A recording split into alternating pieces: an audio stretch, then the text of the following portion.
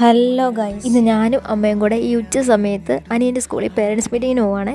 2:30-ക്കാണ് തുടങ്ങുന്നത്. എനിക്കിന്ന് കോളേജിൽ പോകണ്ടായിരുന്നേ, അതുകൊണ്ടാണ് പിന്നെ ഞാനും കൂടെ അങ്ങ് പോയത്. വേറൊരു കാര്യം കൂടെ ഉണ്ട്, ഞാൻ പഠിച്ച അതേ സ്കൂളിലാണ് അവനും ഇപ്പം പഠിക്കുന്നത്. പിന്നെ ഒരു കാര്യം, എനിക്ക് 2 ബ്രദേഴ്സാണ് ഉള്ളത്. അതിനകത്ത് ഒരാളാണ് 10ാം ക്ലാസ്സിൽ പഠിക്കുന്നത്.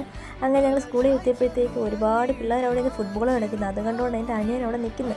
അവൻ 10ാം ക്ലാസ്സിലാണ് പഠിക്കുന്നത്. ഇന്ന് 10ാം ക്ലാസ്സിലെ സ്റ്റുഡൻസിന് മാത്രം ജനറൽ ബോഡി മീറ്റിംഗ് ഉണ്ടായിരുന്നു, ക്ലാസ് PT ഉണ്ടായിരുന്നു. കാരണം അവരുടെ മിഡ് ടൈം എക്സാം അങ്ങോട്ട് കഴിഞ്ഞുള്ളായിരുന്നു. ഈ ഹോളിലായിരുന്നേ പണ്ട് 8ാം ക്ലാസ് 9ാം ക്ലാസ് ഞങ്ങൾ ഇരുത്തിയിരുന്നത്.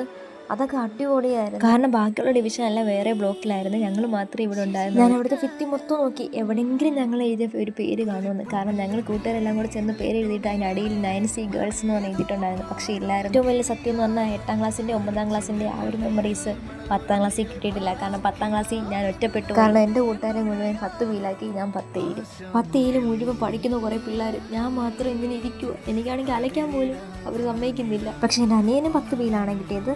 പക്ഷേ എന്നെ പോലെ തന്നെ അവൻ്റെ ഫ്രണ്ട്സ് എല്ലാം വേറെ ഡിവിഷൻ. ഇതാണ് ഞങ്ങൾ ചോറ് കഴിക്കുന്ന സ്ഥലം.